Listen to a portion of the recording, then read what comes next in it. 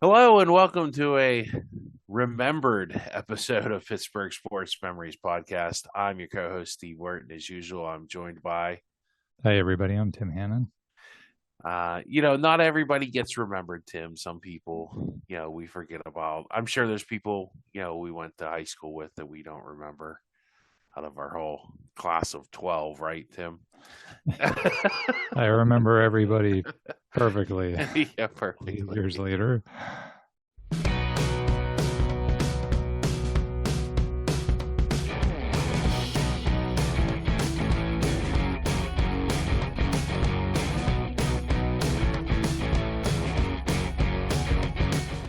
But in sports that seems to happen. And you would think this would be harder to do, like now with, maybe the internet and Facebook and, all the other social media stuff.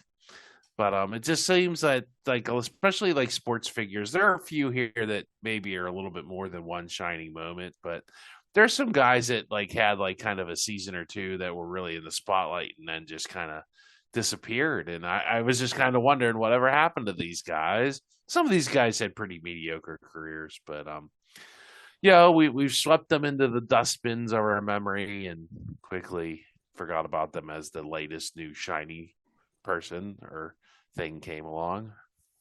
Yeah, it's a good point, Steve, that it's at this day and age with all the social media and then like stuff like our show and things like that, where you always see old clips or old, Hmm. nostalgia kind of things. It is kind of funny that there's still guys that when you see their names, you're like, oh yeah, I definitely like when you hear their names. Oh yeah, I remember that guy, but you hadn't thought about their name in Years. ages. Yeah, it's almost like looking at like a senior yearbook or Hmm. something like that. Like, oh, I hadn't thought about Joe in a while. So yeah, it should be interesting. As usual, check us out on, Facebook and all the other places you get us, give us a ranking, so that more people hear about us. And word of mouth is always good. So, so we don't want to be forgotten. Not yet.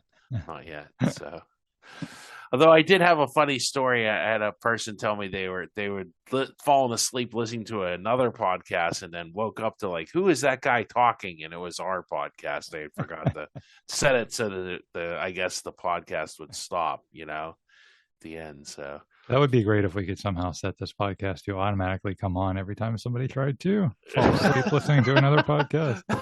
yeah. Well, I don't know how scary it was. They woke up to my voice, but there you have it.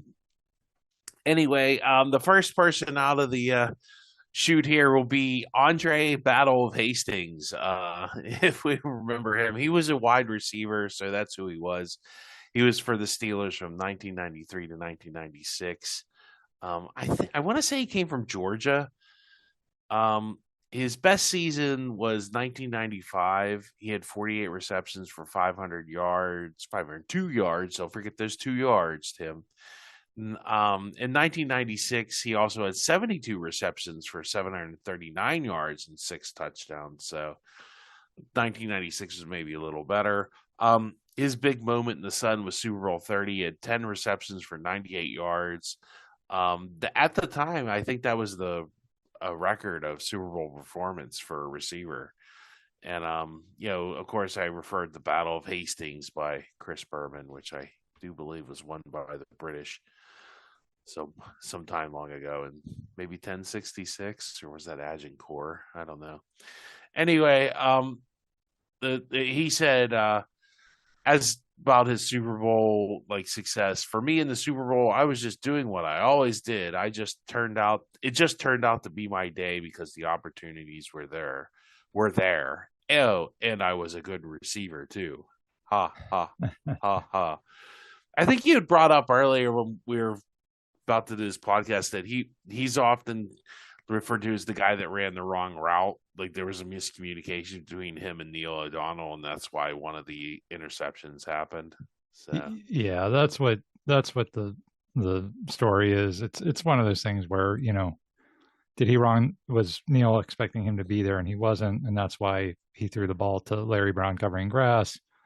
Or was there, was Neil more fault? Either way, I think it's his even his Super Bowl performance always going to be overshadowed by the fact that they lost that game, and it's a shame because you think about all the Steelers Super Bowl championships, Steve. Almost all of them have a great receiving performance. You know, whether it's Yeah. Swan or Stallworth or Ward or Holmes, and Hastings could have been one of those guys where you look back and you would have been like, yeah, Andre Hastings, the hero of Super Bowl 30. And unfortunately, he doesn't get remembered that way. Definitely forgotten, like because it was more like people remember Yancey Thigpen, definitely Cordell. Did they have Charles Johnson? I think was hurt a lot that season. Yeah, yeah, but he was on that You roster. know, Ernie Mills, yeah, and they Bruner yeah. was his rookie year, and they John L. Williams out of the backfield was kind of the receiving. He was a Hmm. fullback, but he was a pretty good receiving one, which is an odd thing for a fullback to be known for, but that's how it goes. So whatever happened to Andre Hastings? Well, he left via free agency and he went to New Orleans. And I remember he had a couple decent seasons with New Orleans. He played 3 more years. He had 48 receptions and 700 and some yards one year, 35 receptions, 455 yards, 40 receptions, 564 yards. And then he goes to Tampa and he retires because he probably got hurt by then. I mean, he'd been in the league since 1993, so that's 7 years. That's a pretty respectable career. He said, I never wanted to leave. They just didn't want me back for some reason. I had no issues with the coaches and no off field issues.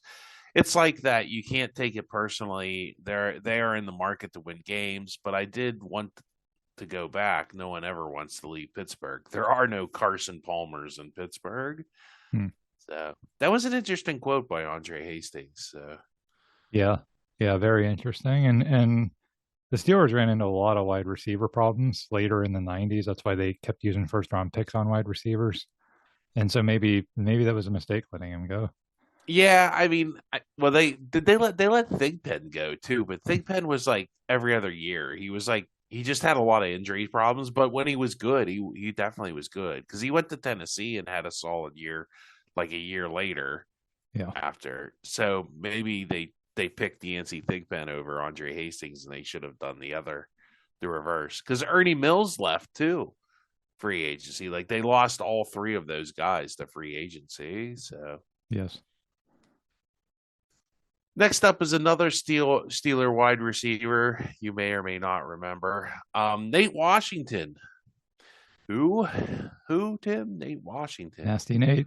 Yeah. Wide receiver for the Steelers, 2005 to 2008. He actually played at a college named Tiffin, and he had a pretty good career with the Steelers. Did you go to all those Duquesne Tiffin games way back in the mid 2000s, Tim? Oh yeah, the classics. Yeah, you Absolute were as an classics. alumni, you went back and like, yay! What's the big cheer at Duquesne? Go Duquesne, go! Or whatever, whatever they do at their games. Have you ever? I've never been to a Duquesne football game. I mean, Yeah, I've been. I when I do they lived on do any? Are there campus. any traditions or? Not that I'm really aware of. At least not back when I was there. I mean, so to be fair, It's a very small stadium. Like I think they made it. I mean, if does it even seat like 5,000 people? so the field's right in the middle of campus, Yeah. right in the middle of academic block, and you can actually see the field from, depending on what dorm you lived in at the time. So to go to a game when I was going to school there, you could just kind of walk up and watch the game. I also was um, I was wrote for the sports section of the Duquesne Duke newspaper for a while too, so I covered some of the sporting events as well.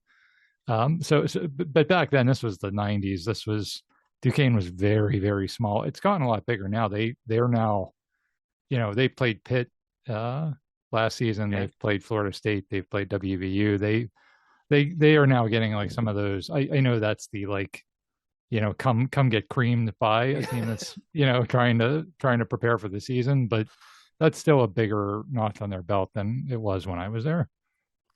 Now Greg Gattuso, who's of Beachview fame, him and his brother, actually coached very successfully at Duquesne for years, and he had coached at Pitt too, and he had obviously coached against Nate Washington, and he called him the best small college wide receiver he'd ever seen, and obviously, he was not wrong in that assessment since Nate Washington goes on to have like a very nice pro career.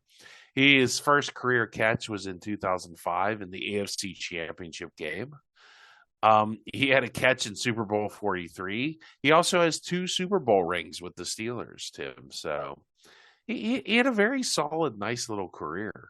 So he Yeah, actually left. you mentioned Super Bowl 43. I That think he only had like one or two catch. He didn't have a but lot. he was the only, so that final drive, the famous 92-yard Yeah.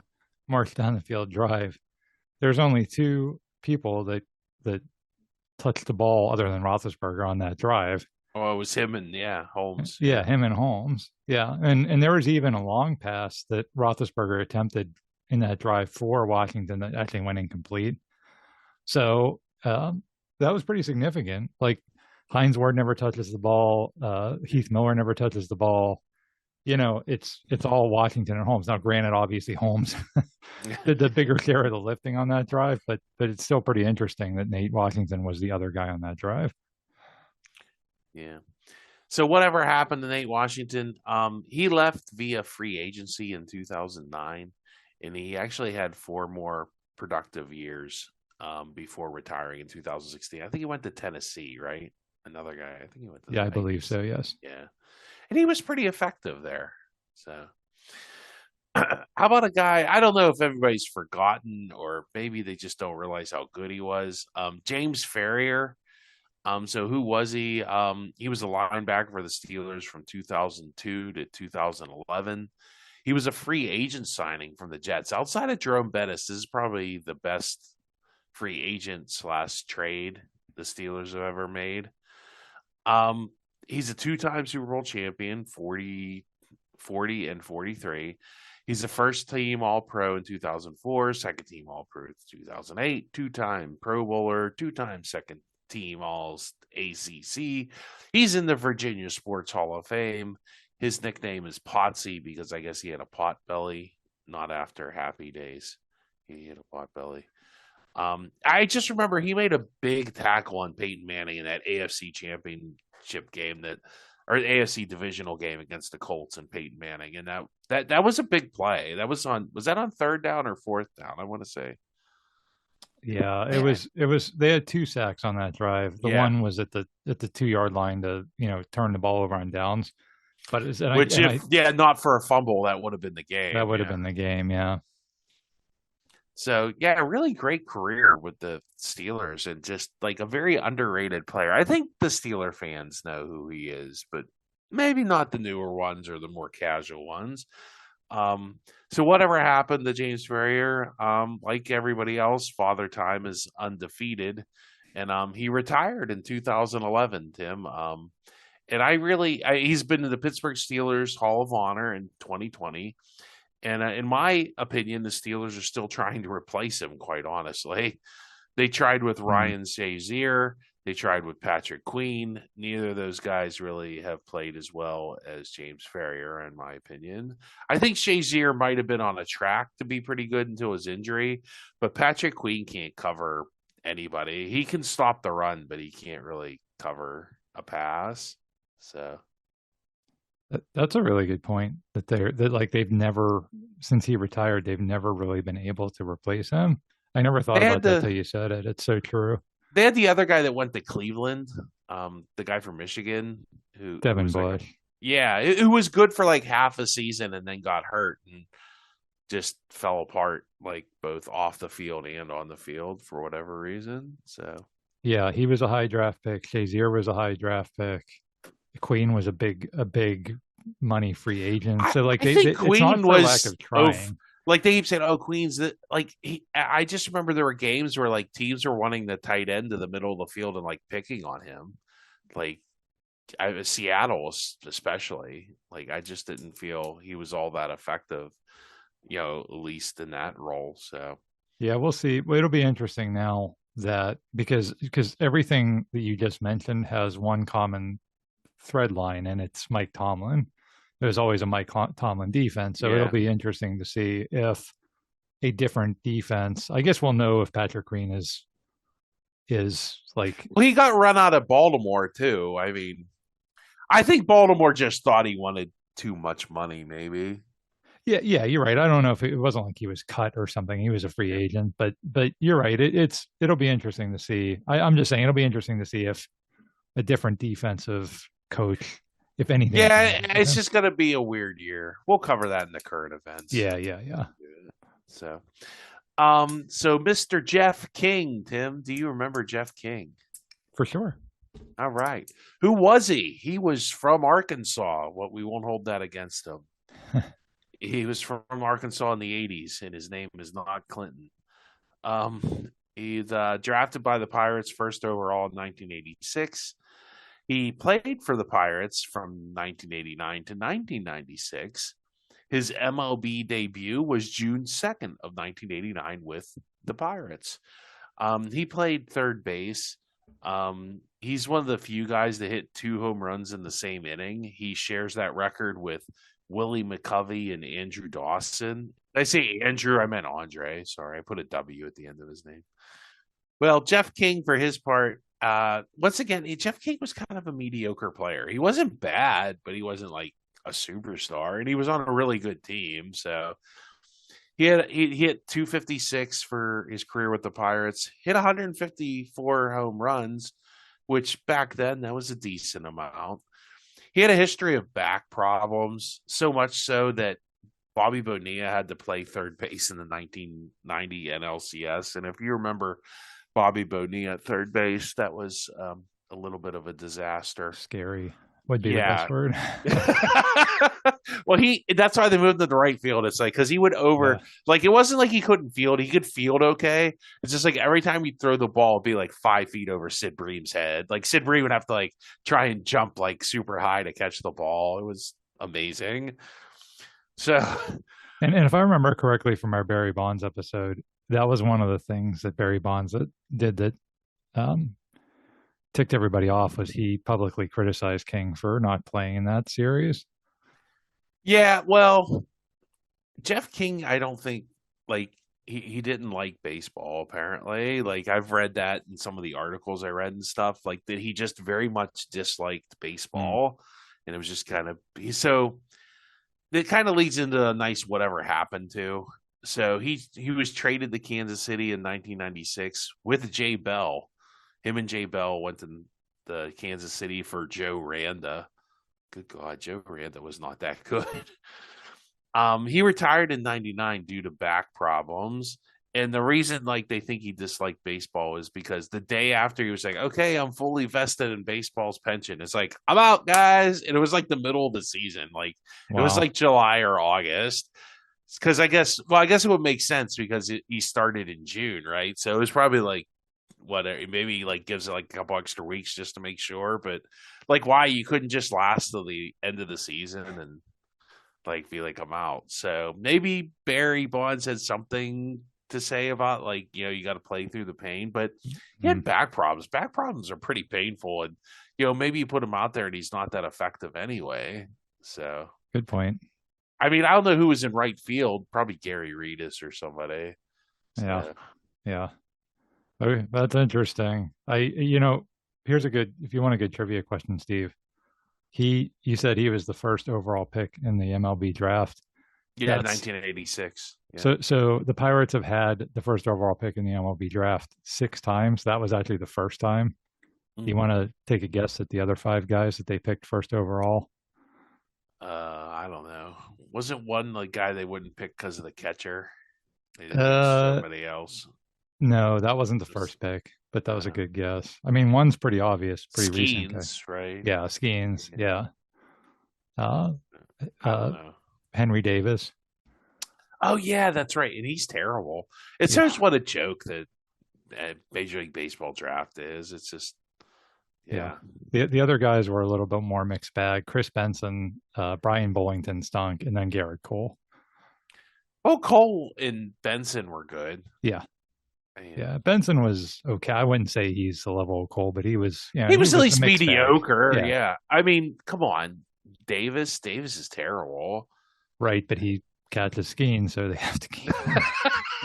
Like, that's literally the only reason he's on the team at this point. It's nice work if you can find it, I guess. Yeah. And he was a number 1 pick. So that helps. Yeah. So moving on to baseball players from the 90s. Don Onslaught. That's another Chris Berman reference. Who was Mr. Onslaught? It's actually Don Slaught, but who was Don Slaught? He played for the Pirates from 1990 to 1995. He was acquired in a trade on December 4th in 1989 from the Yankees. The Pirates gave up Jeff Robinson and minor leaguer Willie Smith. Jeff Robinson, I remember, was like an okay bullpen pitcher. It was nothing special. Was he the one that hit home runs? Yeah, I think I Yeah. remember he was a pretty good hitter for a bull and but he was a bullpen pitcher. It was really odd. It was an odd thing. We have a clip somewhere in our Facebook feed. Yeah, You'd have to search for it, but we have a of clip Jeff of Robinson hitting a home run. hitting a home run at Wrigley Field with Mike Lang and making the call. Wow, that's a lot going on in that Yeah. sentence. Yeah. I don't know whatever happened to Willie Smith, but whatever. His nickname was Sluggo or Don Onslaught, but apparently Sluggo maybe was better. He's a good hitting catcher. Wow, what a novel concept, Tim. But I don't think he was as good at like defensively as Mike LaValliere, so they platooned him and Mike LaValliere. Definitely his most productive years were here with the Pirates. He did play for Kansas City, Texas, the Yankees, Cincinnati, San Diego. Wow, he is a great 305 for the Pirates, average 21 home runs, 184 RBIs over 6 years. That's pretty solid for a catcher, Tim. Yeah. Yeah. Yeah. He was semi clutch in those postseason years too. He I remember he hit at least one home run against the Braves that one year. And and that was at a time where those postseason years, the stars were not clutch. Bonds, Right. Bonilla, Van Slyke were not hitting. Well, I remember Jose Lean would hit a home run every Right. so it's Right. like what? We've got Don Onslaught and Jose Lean carrying the offense. That's probably not a good recipe. Yes, exactly. So whatever happened to Mr. Don Slaught? He went on to go sign with Cincinnati in 1996. And then he ends up splitting that season between the Reds and the Angels. And actually, the next year he finishes up his career in San Diego in '97. I think he went like 0 for 20, and San Diego was like, "Sorry, dude, you're done." Hmm. So he kind of like the heart of his career. Like he played well with I think Texas and the Yankees early on, like in the '80s, but then like really his best years really were with the Pirates. What did he do after the career through retirement? He coached a little in Detroit in 2006. I think that was with the Leland or McClendon staff. Oh So yeah, I guess that like would have been like interesting. a little pirate connection because Yeah, they had the '90s Pirates were in Detroit for a few years there. yeah. So next up in our trip of people you probably forgot about. No, I don't know. I maybe this next one shouldn't be on this list. I think people remember him. Maybe not.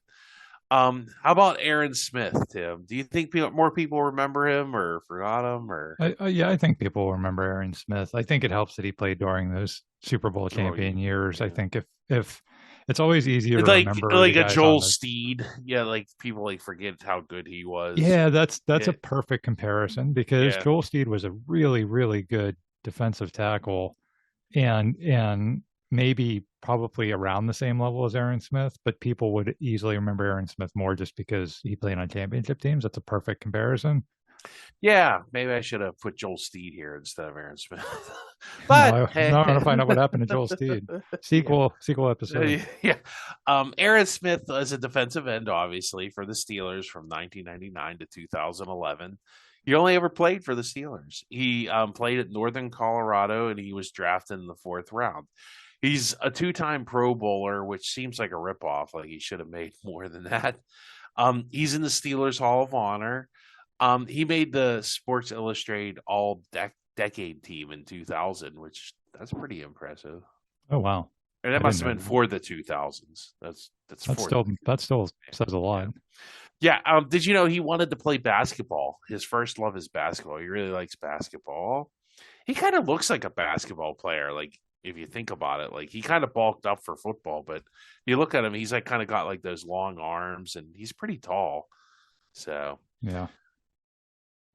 he just played football for something to do until basketball season. Because I've seen interviews with him where he's like, "Yeah, I was just kind of bored, and the coach begged me to play, so I did it. And I got good at it." He was a glue of that defense from 2000 to 2011. Really, like he was kind of like when Marvell Smith would disappear off the like get hurt, not play on the offensive line, you would notice it. And there's the same thing with Aaron Smith when he was not in the defense and he was hurt. You would definitely notice that he was not there. Um, Dick LeBeau, his coach for many years, called him one of the best football players he'd ever coached. And a great story was Dick LeBeau has that powerhouse defense, and it required the fire zone blitz. And so sometimes Aaron Smith would have to go out and cover like a wide receiver or something. And Aaron Smith wasn't crazy about that. And he said, now, what if this guy just takes off at the snap and he don't give a darn who's blitzing or not? And he said, well, you just take off with him. And he said, look, don't worry. Ike is trapping in behind you. And if he's running away from you, Ike will be sitting right back there to get him. He's talking about Ike Taylor, the corners. So Ike's supposed to kind of help out a little bit. So LeBeau called his zone blitz, and Ike is trying to do the cover, and so Smith runs the play, and Bears, it was against the Bears, and Bears running back Thomas Jones caught a pass and got away from Smith, and Ike Taylor missed picking him up, and so Jones on that play picks up 20 yards, and before he got a chance to get to Smith after he came out the field, he stomped over to the LeBeau and said, "You told me he was going to be there. You told me I wouldn't be alone." He was so mad I didn't know what he was going to do, but he's coming right for me. And I said, "Well, he'll be there next time we run it again. Just relaxed." He was really upset with the old coach there, Dick LeBeau. So he really that was a funny story, about him, Ike Taylor, doing Ike Taylor things apparently. Yeah. That's great. Yeah. So whatever happened to Mr. Aaron Smith? He retired after 2011 due to injuries. I think he lives in the Pittsburgh area because as of 2024, 2026, he's working as the boys varsity basketball coach at Eden Christian Academy. Huh. So he joined the school in 2022 to lead the program to the following a successful career. So he's coaching high school basketball. Basketball is true love and at Eden Christian Academy. So I don't know. Maybe has some religious beliefs there that match with that school. So that's interesting. Huh? Yeah. He I was just at Eden's graduation. My niece just graduated from there. Was Aaron Smith there? I did not see him, though there was a lot of people there. He'd be pretty hard to miss, I would think. Yeah. Well, he's lost a lot of weight, but he's still like 6'7". Yeah, he's a big dude. Yeah. Yeah, what I remember most about him, there were 3 seasons where near the end of his career where he got like hurt for the season somewhere, in the middle or near the end of the season. It really just killed the defense. Just those were seasons where the defense just couldn't ever recover losing Aaron Smith. That's how valuable he was.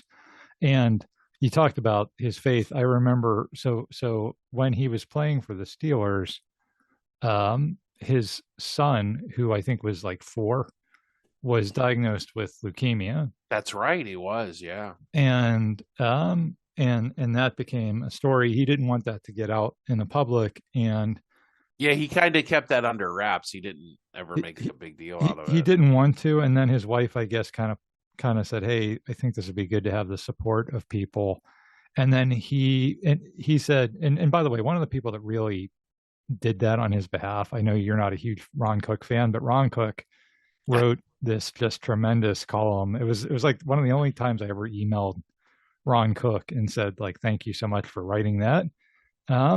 Because it was just, and he replied back to me too. And it was just really a nice story. And Aaron Smith said that, he's from Colorado, but he stayed here in Pittsburgh because he loves the people, and that all goes back to the outpouring of support they got when their son was diagnosed.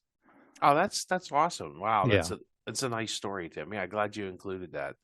Yeah, I forgot about that article Ron Cook wrote, maybe just because, well, Ron Cook, he's not all bad. no, he's So, not all bad, and he highlighted his faith in that article, which is yeah. something you don't always see, people do in the media. So it was cool. I thought it was just well done, and it's cool that it really impacted the Smith I family wonder the way how it his did. kids doing today. I should have looked that up. Whatever happened to the kid? I'm sure he's alive and well. Normally, childhood leukemia carries like a 90% cure rate or something like that. He as of It's pretty high. I can So tell you, as of 3 years ago, he was playing football at IUP nice. as Wow, that's as an awesome. offensive lineman. Lineman. So he did pretty Wow. good. Yeah. Yeah. Yeah, that's really awesome. Hmm.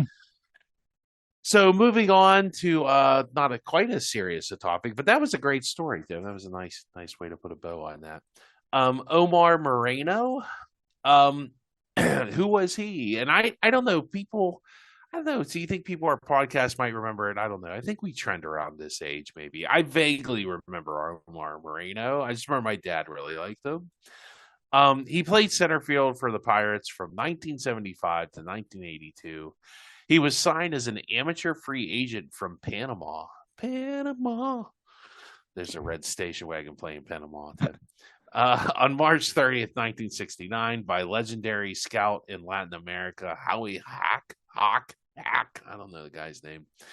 Um, he was kind of like a light hitting, speedy center fielder. He was very good in the field, but he was more of an on base, get on base, steal a base kind of guy. And that's kind of worked well with what exactly like when you got Parker, Matlock, and Stargell, that's kind of the kind of guy you want hitting in front of those guys, I would imagine. He led the National League in stolen bases in 1978 and 1979. With 77 and 96 respectively. He caught the final out in the 1979 World Series, Tim. That's yeah. Yeah. He That's cool. batted 333 to lead off for the World Series. So that's pretty good. Yeah. And like I said, getting on base, he actually had 96 stolen bases in another season, but it didn't lead because somebody else had 97. He got edged out. So now I think that was 1980. His O on base percentage was 333, which was above average, which is what you want for your leadoff. You just want him walking, just like they said, mighty ball. We don't care you get on base. We just want you to get on base. So, any Omar Moreno memories, Tim, or anything to add? Yeah, like you, I vaguely remember him. That era of Major League Baseball, that was a good time to be a speed stolen base guy because that was really en vogue at that point. Remember? Yeah, Chuck Danner kind of brought that in, quite the lumber lightning. That's what they would call it. Yeah, yeah. And you had guys like Lou Brock and Ricky Henderson and Vince Yeah. Coleman, and you had all these like stolen base specialists. Yeah, it kind of got into the 80s with like Vince Coleman. Hmm. Yeah. Yeah, and there was actually a team, you're going to get into this, but there's actually a team in the American League who decided to build their entire strategy around speed. Yeah. And it was a team that wears pinstripes. Yes, because that's what happened was that's getting into the whatever happened to Omar Hmm. Moreno part of the story. He signed with the Yankees in 1983 as part of the aforementioned. We're gonna sign a bunch of speedy guys, or who knows? Steinbrenner just like big names. I don't know if Omar Moreno was a big name, but so after his playing days in 1986, he retired back to Panama, and he runs a disadvantaged youth baseball charity for kids in Panama. Oh, wow. That's pretty cool. Yeah, yeah. So, and I don't think the Yankees won any World Series in the '80s, so I don't think that really worked out too well They for did them. not. In fact, they They don't. won in '78, didn't they? I think, yeah. Yeah, if I remember correctly, maybe they were in that 81 series against the Dodgers. I don't remember that. Like But Fernando Mania and all that. right, Yeah. right. But I know I can tell you in the latter part of the 80s, they don't even make like the playoffs. Well, because that's always the joke on Seinfeld. You sir are running this. Your ego is Yeah. ruining this. Yeah. Yeah. Where George tells off Steinbrenner. He's like, Yeah, hire that's this right. man. Yeah. That's right. All for the glorification of your ego, sir. Yeah, and that joke was relevant Yeah. in the mid 90s Yeah. because that's the way things had gone for about 15 years, and then of course that all flips in the late 90s. So next up is I don't think he ever played for the Yankees, but Jim Rooker. Now I remember Jim Rooker more as the announcer rather than Yeah. the pitcher, but he was a lefty pitcher from 1973 to 1980. He was acquired in a trade from Kansas City in 1972 that sent the immortal Gene Garber to the Royals. I mean, Gene Garber, when that happened, Tim, 4 years before I was born, I was like, wow, I'm really, I'm really upset about this. As usual, my lack of, I mean, I guess, we shouldn't complain when we make fun of people that don't know about Aaron Smith, but I mean, maybe Gene Garber was a really good player. I don't know. Back to Jim Rooker, though. He had a great game against the Dodgers in game 2 of the 1974 NLCS. He gave up 2 runs in 7 innings. The Pirates did win that game, but they lost the series. Overall, he had a 3.29 ERA with the Pirates. His best years with the Pirates really were 74 and 75. His ERAs of 2.78 and 2.97. I didn't include wins because wins for a pitcher are kind of like, I mean, I don't know. I don't know how indicative that is of how good or bad a pitcher was. So, in 1979, his career really was kind of over, and he didn't start, and he kind of filled in here and there. He went 4-7, had a 4.60 ERA. But the moment he is remembered for is he really was clutch in that 79 World Series. The Pirates are do or die, down 3-1 in the series. And Rooker pitched 5 innings and gave up 1 run. And he kind of did the opener thing. And then he gets them to Burt Bylevin, who just finishes the game and has a great game 5 and totally shuts down the Orioles to get the Pirates back in the series at 3-2. So, yeah, Jim Rooker's overall career, he has a 3.29 ERA, 82 wins, 65 losses. Anything to add to Jim Rooker before I go into the whatever happened to, which is just as interesting as his career, quite honestly. Yeah, well, and it's probably what most people remember him for, actually, Yeah, with the incident you're going to get into. But I will say, you talked about wins not being a good stat, and I was just going to say, Paul Skeens won a Cy Young Award going 10-10. So if that doesn't prove your point, I don't know what does. Yeah, I mean, people don't regard it as the be all. I will say this: Steve Carlton won 20 wins with like the 1972 Phillies, and they stunk. So maybe that. I always thought that was really a credit to Steve Carlton, But back then, remember, you pitched whole games, so Right. it was easier to get a win. You have So. you have to have run support, but you also have to be good. So it's a little bit of both. So whatever happened to Jim Rooker, Tim? Well, he became a Pirates announcer. And the most infamous, incident that happened with the Pirates was, and I remember this game. I remember this distinctly.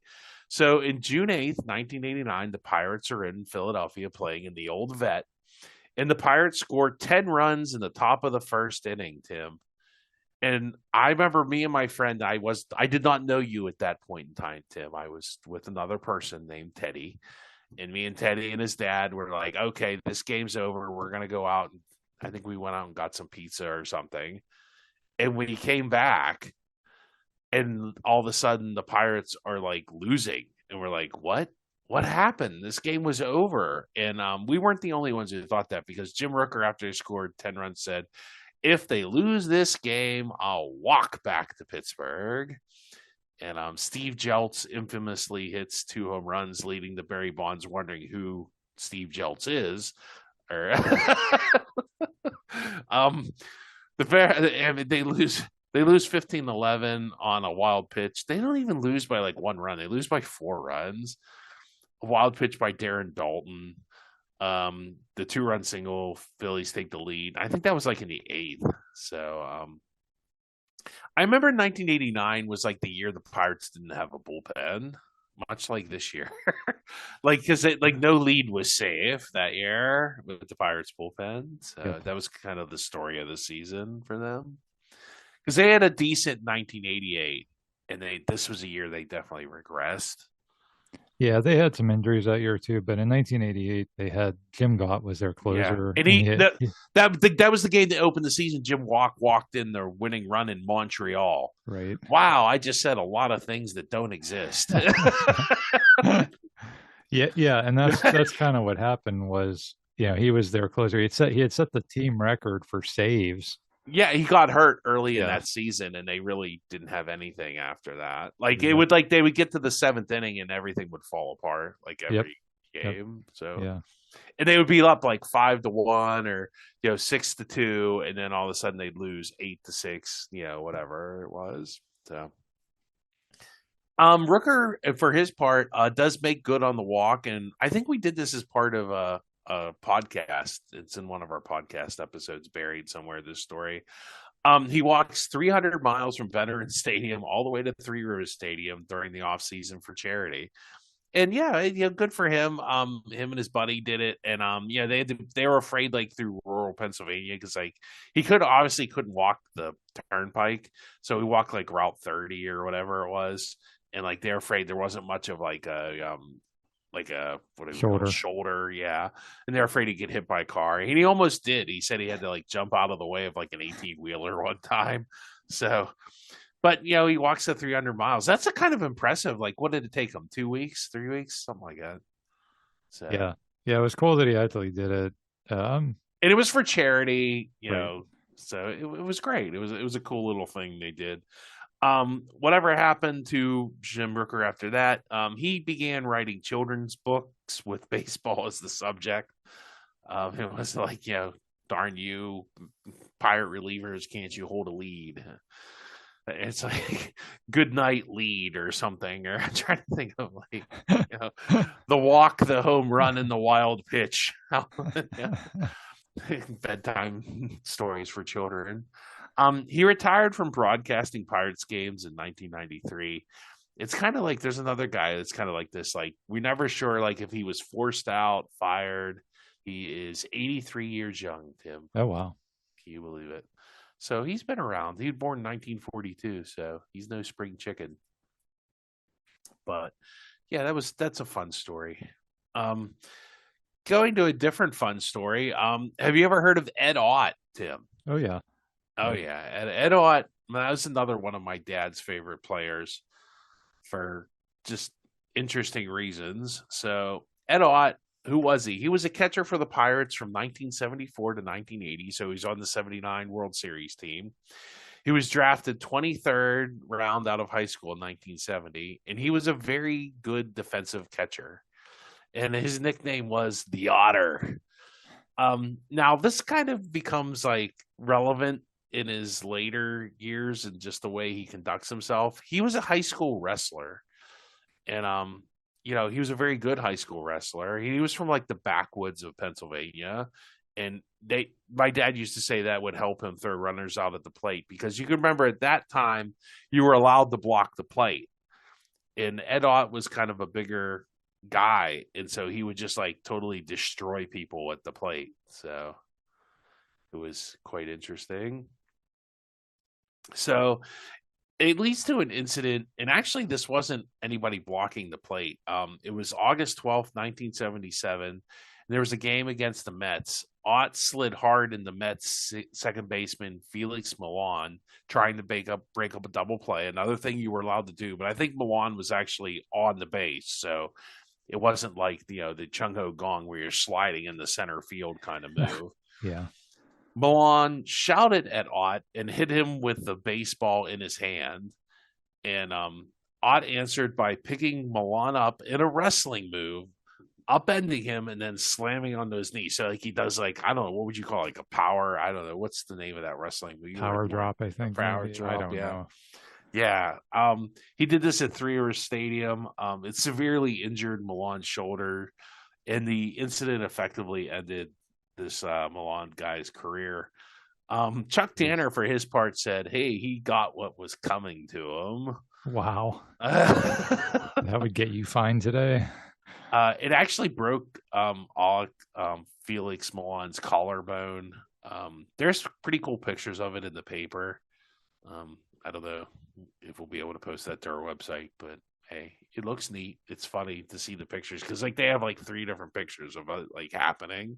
So because there's obviously no video of it. So Yeah, I mean, he's like, I'm looking at it now, but yeah, he's like clearly it looks more like a body slam. yeah, it does like a hip. Yeah. And Ed Ott is a pretty big guy. And this Milan guy is not small. That Milan guy looks like he's over 6 feet, like 200 too. So these guys are pretty big. So, and being slammed on the turf at Three River Stadium when you're not wearing football pads, apparently was really bad for your health.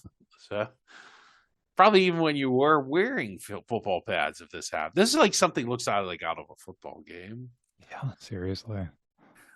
So Ott, what did he? He batted 267 over 7 years, 31 home runs, 173 RBIs. He really wasn't a great hitting catcher, but I think he did win like one year, like he won like offensive player of the month one time, and it was like clutch for the Pirates. So whatever happened to Mr. Ed Ott when he wasn't slamming people or causing physical injury? Well, he continued more of that kind of fun stuff in his post I guess playing career. He went into management. So first off, Tony Pena comes up and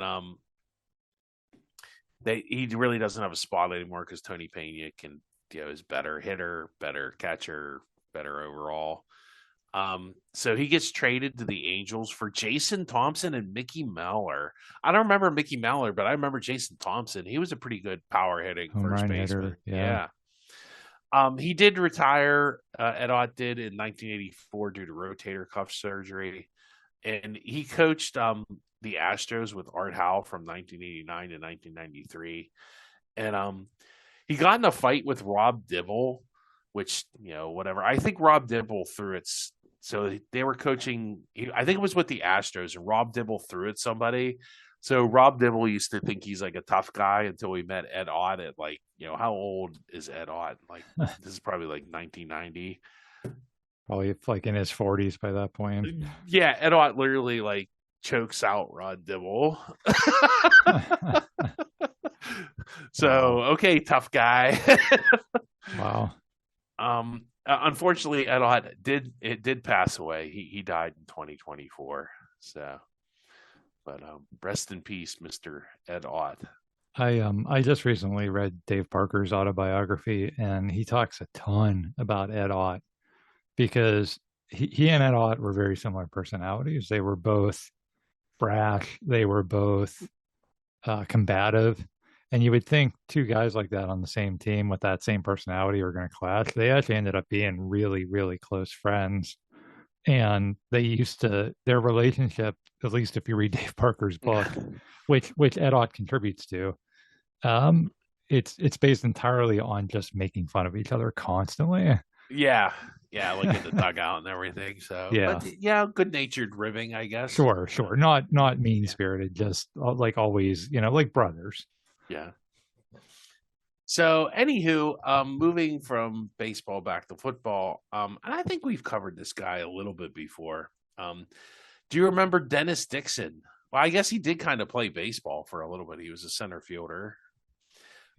Who he was drafted by the Steelers in 2008 in the 5th round.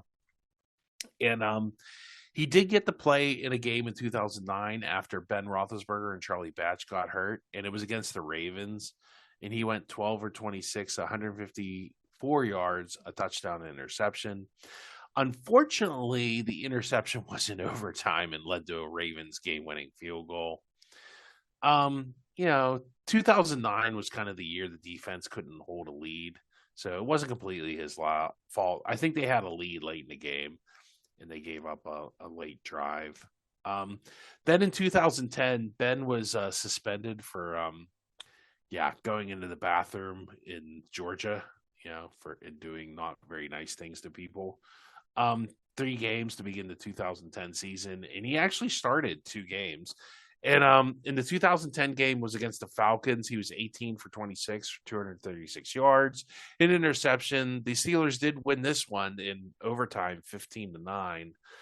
Um, it wasn't the greatest, though, because third downs they were 4 for 14, and they were 0 for 2 in the red zone. So it really wasn't that great. I mean, only scoring 15 points really isn't that great of a performance even now. Well, I mean, now not, but back then, no. And then he plays against the Titans the next week, and gets hurt. And that was kind of the end of Dennis Dixon's career with the El Steeleritos there. Yeah, I remember the Ravens game. I mean, I thought he played well, and yeah, he kind of lost it at the end, but it was like, man, that was at Baltimore. Yeah, He was pressed into service. He almost pulled that out. That was kind of his big moment. And then, yeah, he's the opening day starter in a year that the Steelers went to the Super Bowl, which, few people would ever remember. And like you said, it wasn't like they won both of his starts, but he was kind of along for the ride. Yeah, so whatever happened to good old Dennis Dixon? He got cut the next year. He played for Baltimore on their practice squad for that Super Bowl team. So I don't know if he got a Super Bowl ring or not. And he bounced around the league for Philly, Buffalo, and Arizona. And I don't know what he's doing now. He has some Instagram stuff, so it looks like he's trying to do that, like maybe be an influencer or start a business or something like that. So I will say that the next couple guys, it's like tough to like. It's funny because these guys are not like at aught. Like they're kind of like guys that grew up more in this era, and like I will say this as like kind of a disclaimer. Like these guys just kind of disappeared. Like people say, "Oh, you can't disappear off the grid." I mean, I don't have access to the NSA database, or I'm sure I could find people, but when you're just an average person, and I'm not really looking any farther than Google or whatever search engine you're going to use, you don't find much. If somebody doesn't want it out there, it doesn't seem like it's out there anymore. So yeah, and you can understand that people want their privacy, and but that would be another good sequel episode, Steve. Is you go and the NSA hire private investigators, track them down, do like gotcha interviews. Tell me what you're doing now. Yeah. So the next person that kind of falls in this category is RJ English. And boy, I don't know if anybody's really going to remember. I remember him, but do you remember him, Tim? Yeah, I do. Yeah. He was a wide receiver for the University of Pittsburgh from 1998 to 2001. He led the Big East in receiving yards, Tim, with 760 in 2001. Come on, led the whole conference. And I think that was before Miami left. So it wasn't like they were like a joke conference back then. They had a national champion just a couple of years ago. So I think that was the year actually Miami won the national championship. So that's even bigger. Yeah. Yeah. I mean, they still have a winning record against the SEC. I mean, come on. Yeah. It just meant more to RJ English. His best year, like I said, 41 receptions, 760 yards, 6 touchdowns. That was in 2001. He was an interesting receiver, a big guy at 6'2", and not necessarily the fastest guy in the world. He was probably better at slot or other receiver, and that was because he played across from a guy named Antonio Bryant, who was really good. And now he did not play with Larry Fitzgerald because this was the year I think Larry Fitzgerald was still at Valley Forge, getting his grades or whatnot together. He got overthrown in a game against Virginia Tech in '99. To play would have given the Pitt a late lead in the game. And here we'll play this for you. Turman pumps and throws over the middle, incomplete, wide open. Geez, Tim, wow, what could have been? Do you think Pitt still wins that game? I mean, it's not like with a minute left, but there's a couple minutes left. And it wasn't, I don't think Michael Vick was playing that game, right? He was playing, he had gotten hurt. And so he was, by that point, he was out. Yeah. And they had a terrible kicker too. So yeah, that was huge. They were number 2, I think, in the country, he said at the time. And that play would have beaten them in Blacksburg. And unfortunately, it was just a little bit over his head. Yeah. Good old John Turman. RJ English on his rise to prominence at Pitt. I was nothing coming in. They didn't know what position I was. I was nothing. I was a nobody. And in that upset of then in an upset of number 12 Virginia Tech, he had 8 receptions for 134 yards and a TD, and Pitt won 38-7 at Heinz Field. I think that was the following year after that 99 game. That same season, Ron Cook says Pitt doesn't deserve a bowl bid in November. So this is bad Ron Cook. We had good Ron Cook later. Now we have bad Ron Cook. He's back to play. So Pitt does get that bowl invite that they don't deserve, the Tangerine Bowl. And they upset NC State and Phillip Rivers 34-19. So Ron Cook goes back and writes like this big, "Oh, I'm sorry, man, this team really turned it around. What a great performance by Pitt. I can't believe, why I really didn't expect this. I didn't see it coming." Did Ron Cook do any of that stuff? I'm going to guess no. He decided to cover Steelers fullback John Whitman. And he was strangely silent on Pitt that week. I guess he just didn't have time to fit it into his busy schedule of interviewing Steeler fullbacks. like I said when I brought up the Aaron Smith thing earlier, I'm like, I know Steve's not going to like this because it's a positive Ron Cook story, but I didn't say he didn't like. I mean, people can be both. But there's good and bad. People are a mixed bag usually. Except for that one guy back in the 30s and 40s, he was just straight evil. Okay, he's the exception. Yeah. Well, maybe Genghis Khan, but you can say his name, but not the other guy. Yeah. So RJ English did have an off-field incident in June of 2001, which was kind of before his big season with Pitt. He had a disorderly conduct. I forget, that was the year they had like a bunch of they were throwing people through glass windows. So that was later with Wannstedt. So I don't know. So whatever happened to, here you go. I have no idea. There is no wiki page, no online presence, no Instagram, no Facebook, no nothing, Tim. Your guess is as good as mine. I guess we can make it up. I heard RJ English was head of the development for the Arizona Cardinals of white wide receivers. So that's what I heard. Prove me wrong. That sounds RJ like English, if you're listening, contact us on Facebook and tell us what you're doing. We would love to hear you. You can correct my fake job I just made up for you, or maybe not. I bet it would pay 6 figures. Knowing the way the Bidwell family runs the Cardinals, it's not that far-fetched. So sticking of people that played for Pitt in those weird years, there's a guy named David Priestley. Do you remember David Priestley? Oh, of course. Yeah, he was an interesting dude. He played quarterback for Pitt from 1999 to 2001. He was from Brethren High School in Los Alamitos, California.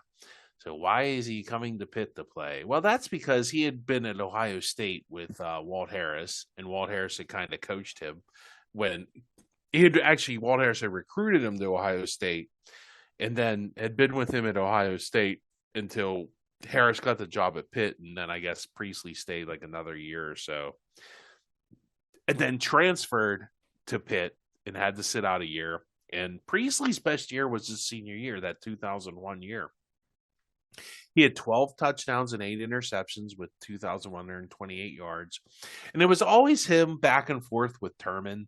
Like, Priestley was very inconsistent. He could be good at times, and he could be really not great. He had a great senior year with Antonio Bryant, R.J. English, and Kevin Barlow. Kevin Barlow and Antonio Bryant go on to have pretty good pro careers. So they did beat NC State, like we said, 34-19 in the Tangerine Bowl, and number 12 Virginia Tech that season while he was a quarterback. And that Tangerine Bowl was an upset because everybody's like, oh, Phillip Rivers is going to carve him up. You're never going to be able to stop him. And the Pitt defense kind of held him in check, and the Pitt offense scored 35 points.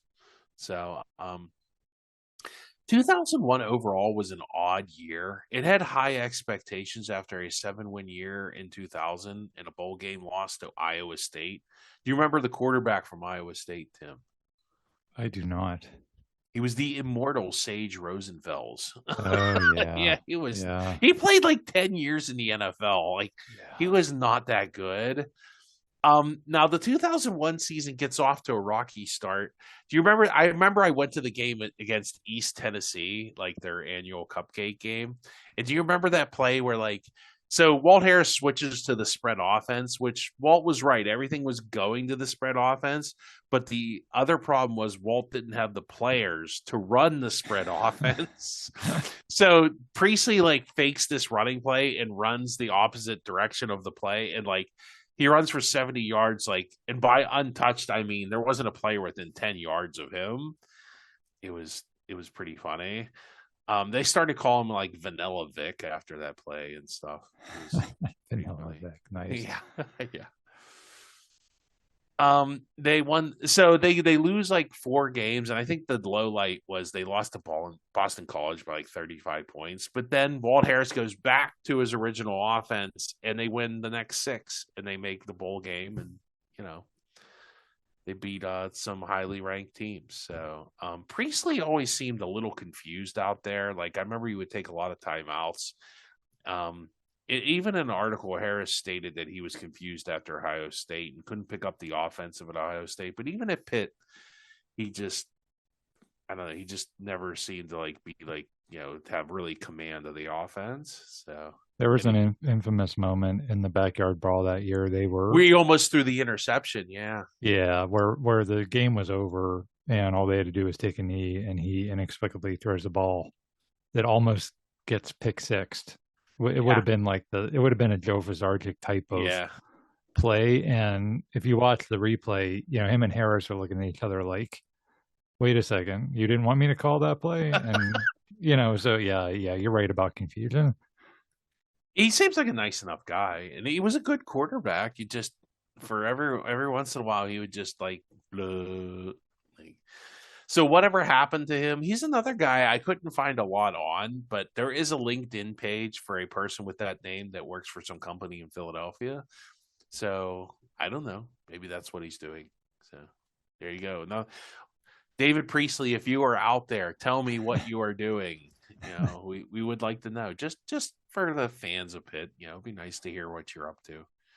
So I think, what do you think? Just a mediocre career, Tim, at Pitt for him? Yeah, I mean, I would say slightly above mediocre. I mean, he had his moments, but certainly not, like Dan Marino, Alex Van Pelt, Kenny Pickett kind of. I think he's better than Tino Sunseri. Yeah, that's what I said. Better, I'd say better than mediocre, but not, not a star. Not great. Yeah.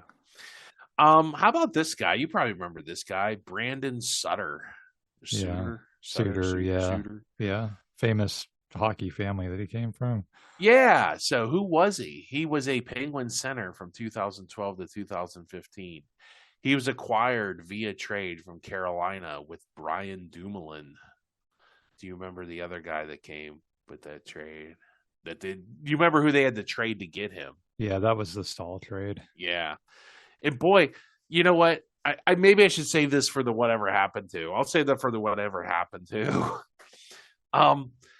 In 3 years, he only plays for the Penguins for 3 years. He scores 38 goals, 33 assists, and 78 points. He's a third line center, but geez, it just seems like he was okay, but he wasn't quite Jordan Stahl at all. He is a drop off from his time with the Hurricanes, which he had 53 goals and 54 assists and 107 points in 4 years. I don't know. It seems like maybe it wasn't much of a drop off. I don't know. He didn't do much. He was meant to replace Jordan Stahl, who was traded for. Because the Penguins didn't want to pay Stahl's contract so they could keep Malkin, Fleury, Crosby, right? Well, I think it was also Stahl didn't want to be a third line center the rest of his career. Yeah. He was better than that. And he was. I mean, he became a pretty significant He's still player. playing. He's in the playoffs this year. I think they just beat Montreal. Yeah, he's in the Stanley Cup finals this year. Yeah. And he's still playing. He's already won a Stanley Cup with them. I mean, Stahl's had a great career. He's had a great career. And it would have been nice to keep him. It would have been, but he wasn't going to be. You couldn't make a guy like that a third line center. He was destined to be like a team captain kind of guy. Yeah. And that's really why they traded him. It was because they knew he was never going to supplant Crosby or Malkin. So that's really why they traded him, which I get. It's kind of one of those ones where there really isn't a good answer, you know. It's like the keeping Matt Murray over Marc-Andre Fleury. It's like Yes. Not really a clear cut. Yeah, now it looks more clear cut, but back then, I don't know.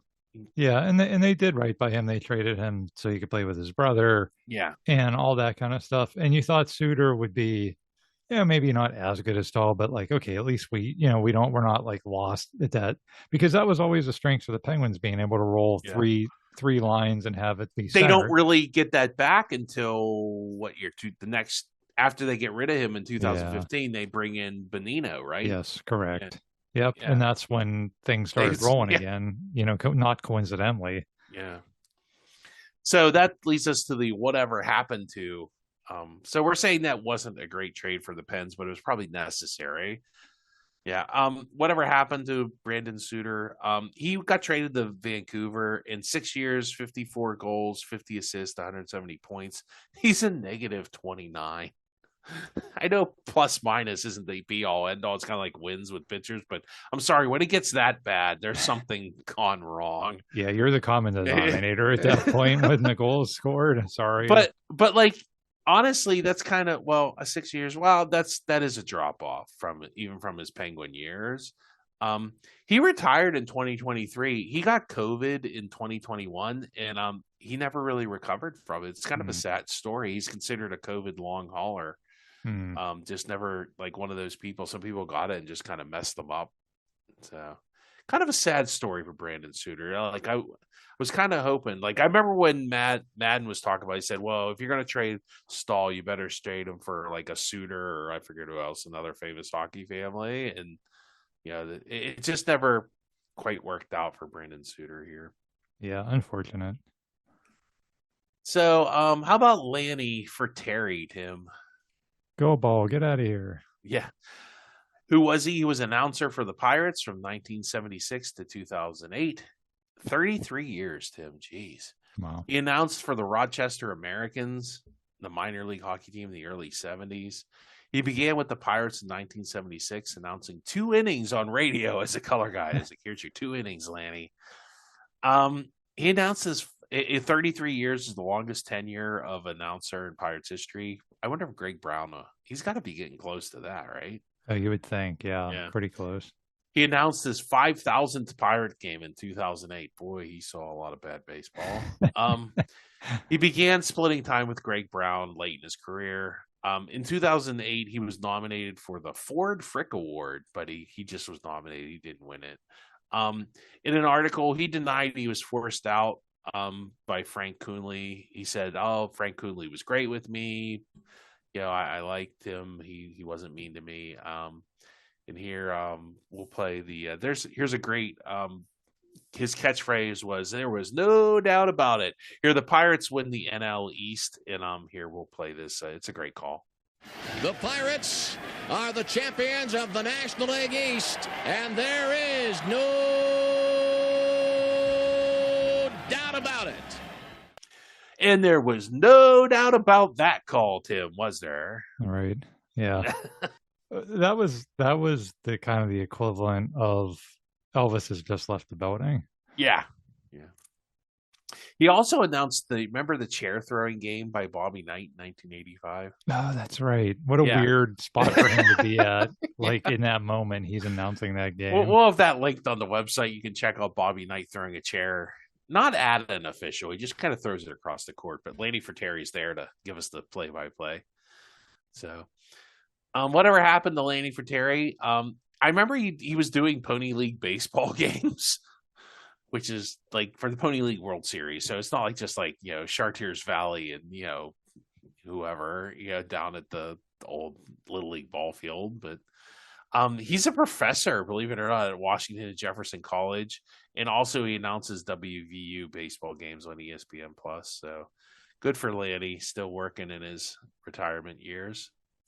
A few years ago, he was co-hosting a show on the Upper St. Clair cable access channel where they would interview local politicians or people like Sean Casey, who grew up in Upper St. Clair. Yeah. I think he even had like Jim Leland on there once. It's just interesting. Like he just, even after he retired, he's like, I still want to, talk to people, even if it's on like the smallest scale possible. Yeah, you wonder like if he really was forced out, or I don't know. He still does stuff. Like he doesn't. Yeah, and he's still competent. It's not like he's bad. I never. Yeah, maybe. I mean, there's also a big difference between, I can do a show or I can do like a podcast or something of that nature where I can just kind of do it on my own time versus like going on the road with a baseball team.